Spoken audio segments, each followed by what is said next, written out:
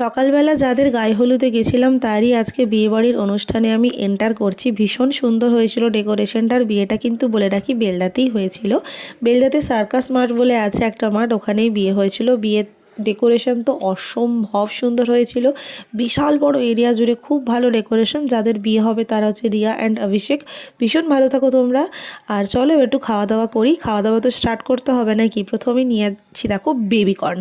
বেবিকর্নটা আমার ভালো লাগে, ঝালটা একটু কম হয় আর আমি সত্যি খেতে এটা ভালোবাসি, তাই জন্য এটা নিয়ে নিয়েছি।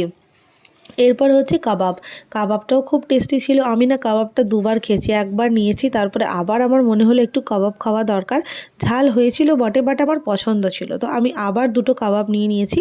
এরপর নিয়েছি আমি রেশমি কাবাব। এটা কিন্তু ঝাল ছিল না, আগেরটা বড্ড বেশি ঝাল ঝাল লাগছিল, কিন্তু এটা না অতটাও ঝাল না, আমার খুব পছন্দ ছিল। আর চিংড়ি মাছের একটা ওই স্টিক টাইপের করেছিল। এই অবধি কেমন লাগলো জানিও ভিডিওটা।